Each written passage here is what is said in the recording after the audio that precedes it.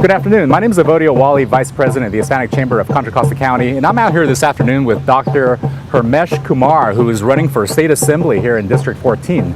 Now, this is the last of the interviews here with the 4 State Assembly candidates, and Dr. Harmesh Kumar has some very interesting perspectives to share with you about how he expects to impact the local economy here in Contra Costa County.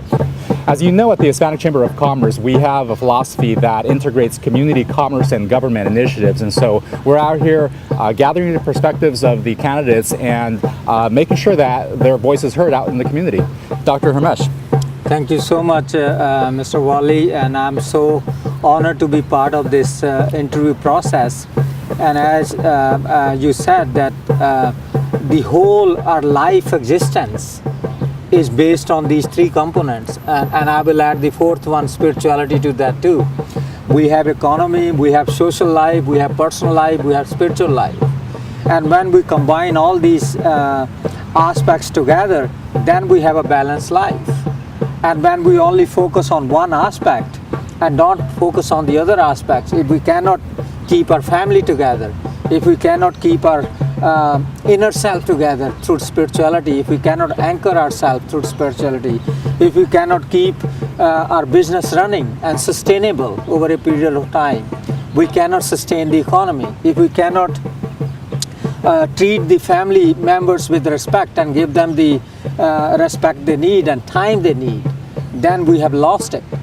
And that is the balancing act which assembly member has to do, and it all depends on the experience of the individual who wants to serve the community.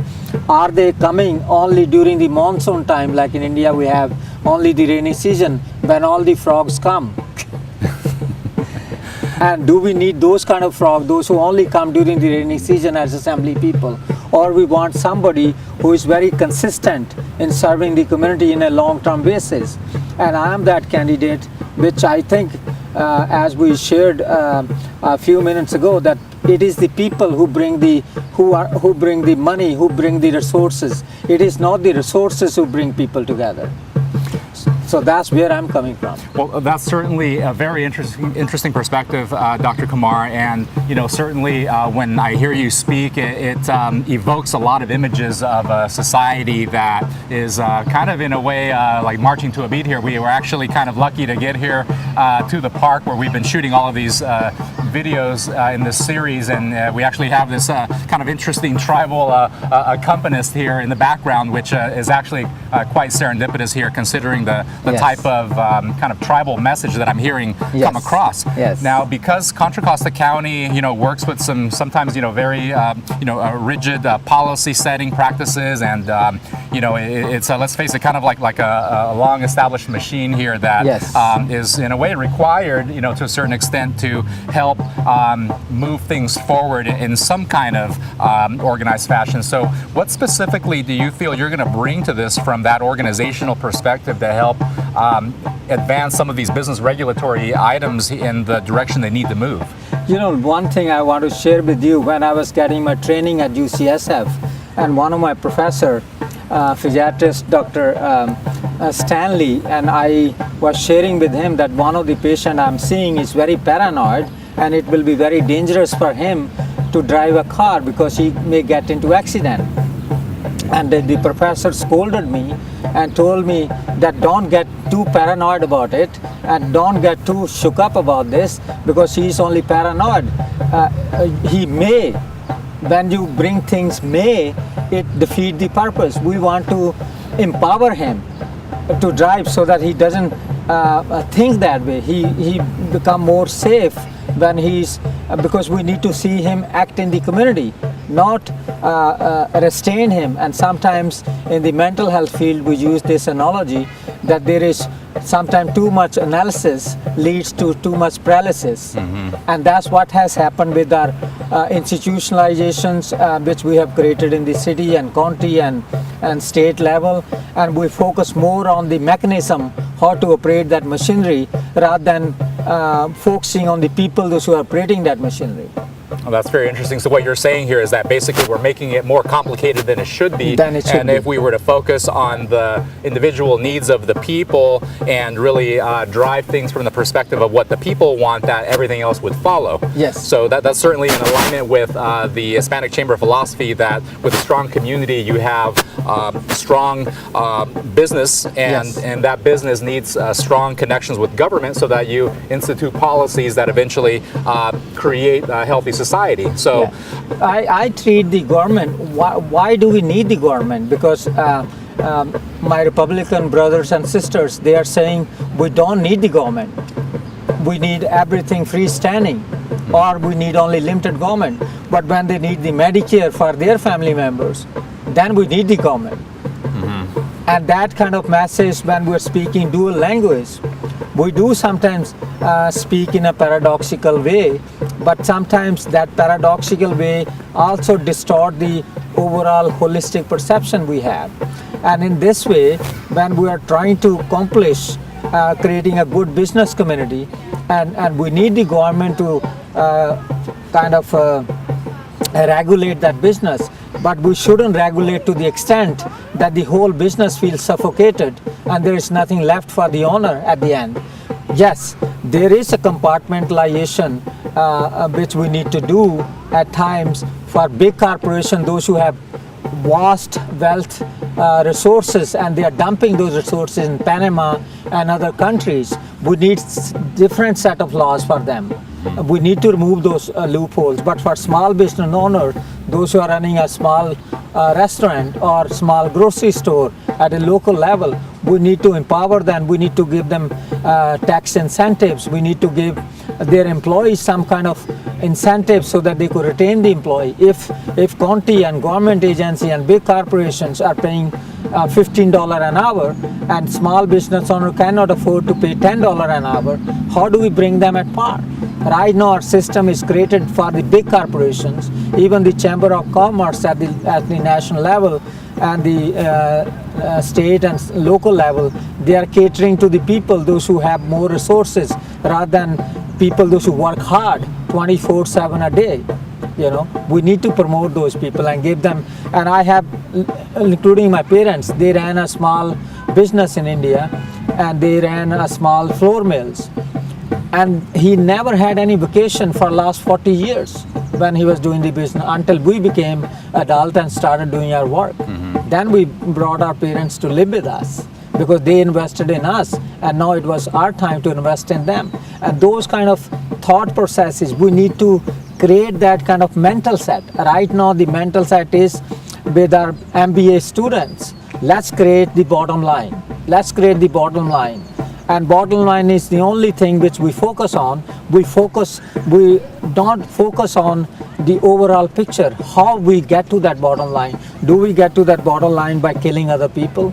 We're spending every $100 we invest in our property taxes to bring local services to our community, we only get $10. $90 are grabbed by the state. We have state policies with AB 109 funding we got here. That funding was to provide housing, job training, and mental health services to people, those who came from state prison to the county prison. We got $118 million. Out of $118 million, only 12% went to the real services. 88% went to the whole bureaucratic hole we have created in the county.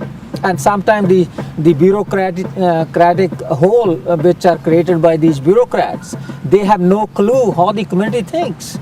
And they have made them so arrogant the way they interact with the community. And we need to bring those services back to the community. We need to treat people like people, not like machines. Even in this, locally, we have created this business. If there is one restaurant comes and they are paying rent, they are paying all the taxes which are due, then the city says, oh, we're going to open another one. And then the other landlords say, oh, we're going to open another one. We're going to open another one. You can't even survive and sustain 1 or 2 restaurants, and then you bring 10 more. You destroy everything. So we need to think locally, even though we need to think globally, but we need to act locally. Because if we don't act locally, even though I'm going to represent the state if I get elected to the assembly, but if I don't take care of my constituency, And if I don't take care of my family when I go home and I'm not able to sleep, what good it is going to do to me? And the same thing with the state government. We need to create the real services for local people and for real people, because government is like a parent. Sometime in the family we have 5 siblings, and one child is so extraordinary. God has given him that gift to shine and achieve the best to the potential he or she is given by God. It's not people created that potential, it's God's creation. And then 3 kids or 3 siblings are not able to excel to that level. What does it mean? The person who is given that God gift, he shouldn't feel or she shouldn't feel so arrogant that they have become so powerful. They need to think about other siblings, those who are not able to make to that level. We need to add our resources to their resources, so everybody enjoys the fruit of the labor. And every family member enjoys the same. Same with the government at the state level. We need to create services for everybody, not only for those who are high achievers. And we just saw the incident 2 days ago in UCLA. A person was Stanford graduate, and he was doing his master's, and then he went and killed his professor in UCLA. Even though he was from India, but his level of thinking, sometimes high intelligence doesn't produce wise people, and more education doesn't create more resources. It creates more arrogance at times, and we need to reduce that, and government is there to reduce that and work with the people. Well, that's certainly a very holistic approach that you have to approaching the state assembly position, and given that we have a very complicated legislative structure here within Contra Costa County that drives policy and helps this local economy function. What are some of the areas that you feel are needing some immediate change, and how do you expect to personally come into the state assembly position and actually drive impact there? Yeah, this is a very good question. As you know, look at the services people need. What are the needs of the local community right now? If your father or mother are elderly and they are afflicted with dementia or chronic mental illness or some other kind of physical illness, cancer for God's sake, and when they need these services, how much services we could provide to them at local level right now? And that we need to look into that. How much, if your children needs education, are we able to provide them the quality education? If our children needs sports activity, are we able to maintain the sports arena or the grounds here, playgrounds in our city or at local level? We need to look at those services. Who provides for those services? And who provides for healthcare services? We are spending so much money on our healthcare system, but when you go and see a doctor doesn't have a time to see you. I'm paying $1,625 a month, my own health insurance premium with my wife and my daughter, $1,625. And when I need to see, my daughter was sick, we need to go and see the doctor. They said, oh, we don't have time, go to the emergency. The same thing happening with our police services here. We spend $1 million a week on the police force in this city of Concord, $1 million a week. And when my house got robbed or somebody's car got stolen, you get a call from the police department, you call them for service, and they said, sorry, we don't have enough police officers on the street. Why don't you go online and report your crime? If we're spending $1 million a week on the police force. $1 million a week. $1 million a week. And still we don't have enough police force. Something is not working. Every private business owner have their own security guard on top of the $1 million we're spending on police. And I see my friend, those who own these gas station, grocery store, every day they have a robbery happening in their stores. Every day. Every day we hear car being stolen from our city. After paying $1 million a week, what are we doing with those funds? How we are managing this thing? And I'm not against the police department. They are our brothers and sisters. I'm against how we're spending that money, how we're coordinating the services for the local community. and local business owners. So we really need to create a system which is functional system. Like right now, our system is so fragmented. There is no coordination between the system, between the community and the business, as well as within the government agencies. Every agency is independent and they want to think about their own benefit, how they are going to sustain it. Nobody thinks about the coordination between the agency, and between the local and private partnership, between the private and public partnership. Nobody thinks about that.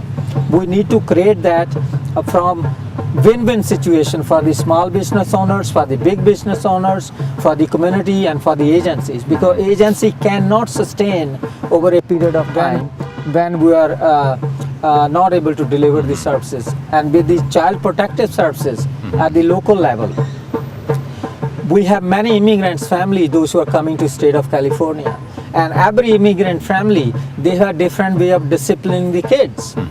And here, even if you discipline your kids with verbally, with some harsh wording, and you are labeled as abusive parent. And in our culture, we don't see things that way. So we need to bring services which are sensitive to the cultural needs and the specific needs of the communities we serve. Because our community is changing. In the Contra Costa County, we have 42% mainstream white Caucasian voters. And 58% are ethnic minorities, whether they are Afro-American, Hispanic, Asians. So we need to cater our services based on their needs, not based what we perceive. We are becoming the policeman of the world, going anywhere in the world and bombarding. Every day, every hour, you and me, we are spending $1,000 every hour to keep our military in operations. The money we have spent in Afghanistan and Iraq, $1 billion could sustain the city of Concord for 1,000 years. We have spent 1.57 trillion in two countries. What are we getting? We have made millions of women, those who are widows, millions of children, those who are without fathers, millions of children, those who are homeless, and then we create the democracy in the world. What kind of democracy we're creating? So we need to think globally, and we also need to think, if I'm annoying my neighbor on a constant basis, I'm creating problem for my neighbor. One day the neighbor is going to get back to me. If I want peace in my house, I need peace in my neighbor's house. Sure.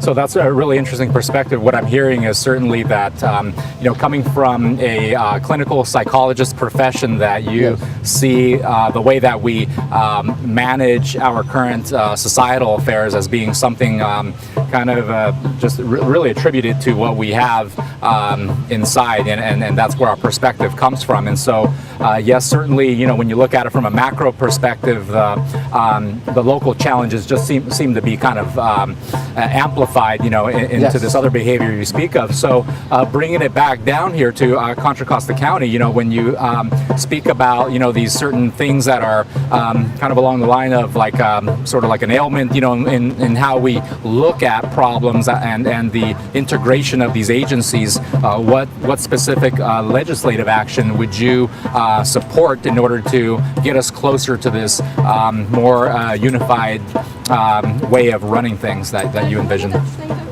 First thing is, we need to all, like we have in the AA meetings, first we need to admit that we have a problem. Sure.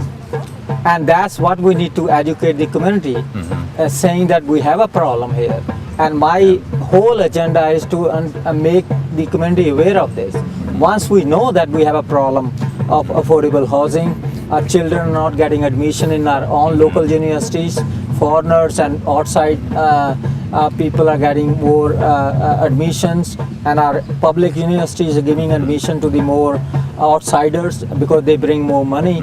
And we need to look at these issues. Affordable housing, rent increases, people those who are making ends meet. A one-bedroom apartment has gone from $600, $700 to $1,800 in the city of Concord. And our leaders in city of Concord, they wanted to provide some boost to affordable housing and rental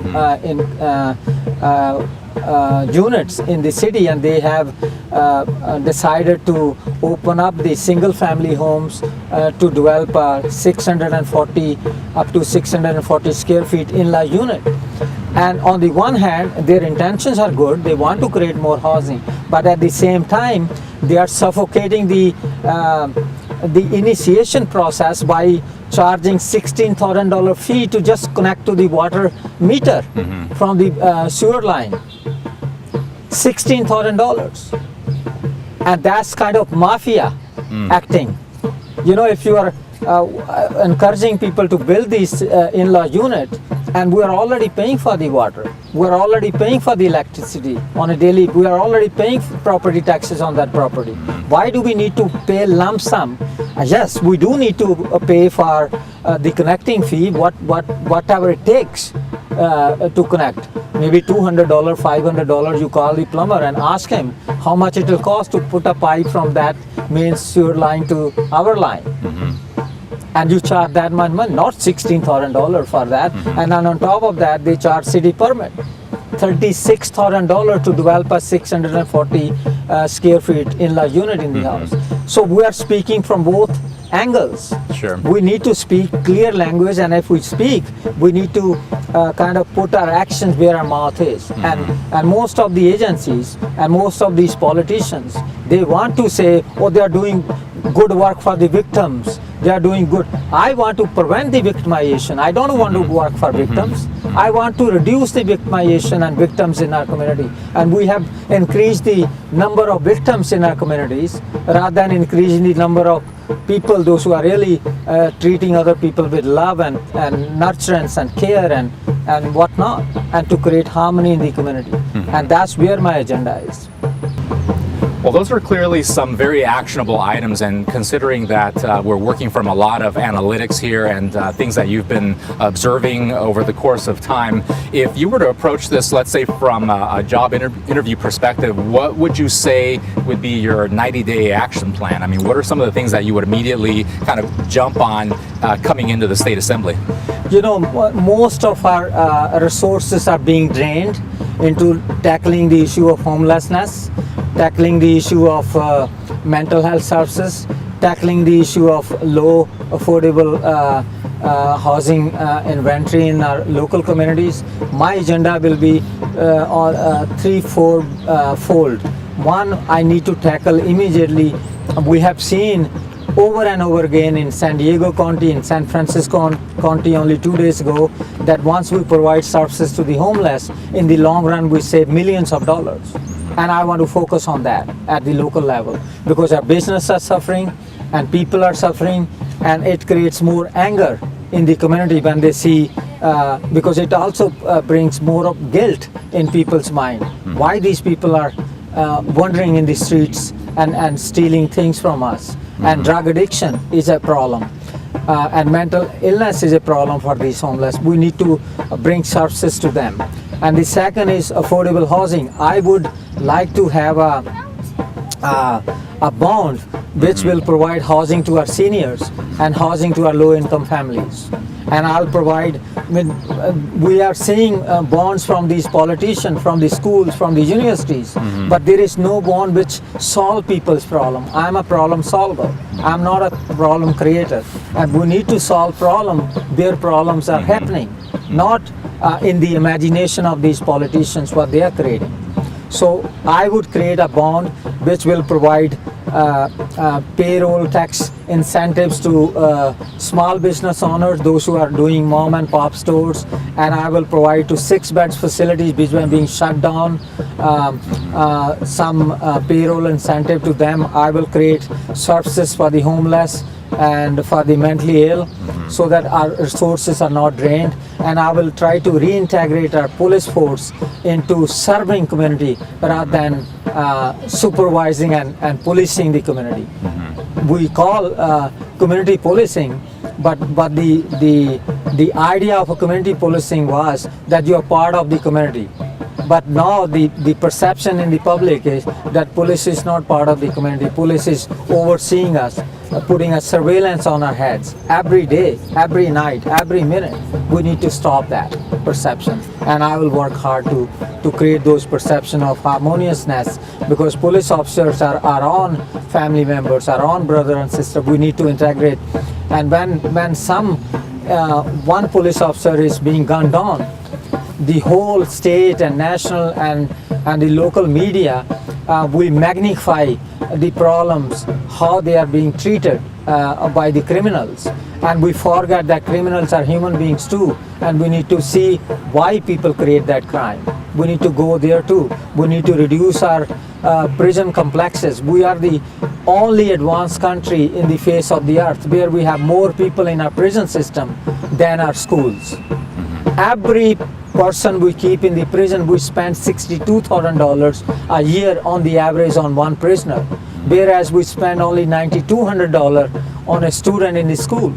That gap, we need to reduce that, and that will be my motto, to bring services to local business owners, small business owners, local family members and families, those who are struggling.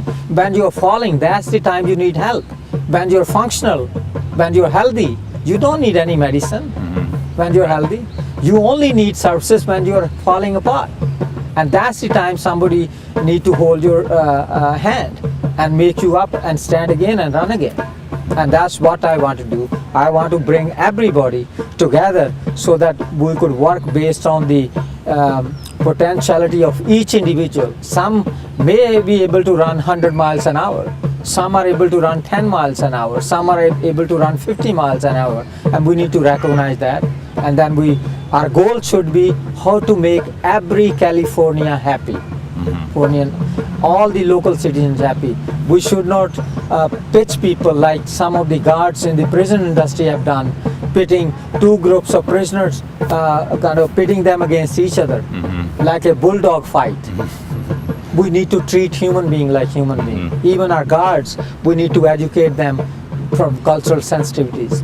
We have the funds available already. We need to utilize them appropriately. We don't need more money. We have a lot of money. If we're spending 54% on our defense contract at the national level, we need to really rethink where we're spending our money. $1.57 trillion we have spent in two countries to destroy the fabric of their countries. And we need to do something here. Locally. Yeah, well, that certainly sounds like a very interesting approach to an ethical and responsible fiscal policy, and how you could enact this plan. So can you tell us what exactly makes you qualified to really drive this plan into action? Can you tell us, what is it about your experience that should give the public confidence that you're the guy for this job? I'm clinical neuropsychologist by profession. I run my private practice. I also run affordable housing for people with mental disability and senior with dementia. And I run my business. I struggle to pay my bills on time. I know how to pay the payroll tax. Sometimes I have to see if I could pay my employees or pay my payroll taxes. I struggle on a daily basis, but I keep the balance. And sometimes this economy, which has kind of put all of us a little bit into kind of shaken grounds during last 5-6 years, and I got hit very hard by the economy, but with God's grace and people help, I'm picking myself up, and I have seen the worst of the worst, and I have seen good of the good. So we need to, I am ready to face I know how to make the payroll, I know how to make the employees happy, I know how to deliver the services in a more humane way. Sometimes it's not the money which I get after providing the service. Sometimes it is how I feel and how the people feel with whom I am working, and my employees. Some of my employees, I'm not even able to pay them on time at times, but they don't want to leave me. They are with me for 16-20 years. It says something about the dedication and loyalty of those employees, and also how good they feel and how good and blessed I feel in their presence. So I have the know-how, I have the skills to make things work, and I know how to manage the business at the local level and at my level, so that I don't overspend. And we need to stop overspending by the state and invest in our future, in our kids. That's why I have a slogan, let's vote for a better future, for our future generation. Well, Dr. Kumar, thank you for coming out here. It certainly sounds like you have a very holistic approach here to including everyone at the discussion table, and that's certainly what the Hispanic Chamber of Contra Costa County would like to support. So thank you very much for your time. Thank you so much, and we need to create more wisdom operational institution rather than and small business owners. We need to really promote our local business rather than the business those who are taking local money and investing somewhere else. We need to invest within our local communities and local business owners. That certainly sounds like a very excellent approach. Thank you again for your time. Thank you so much. Thank you.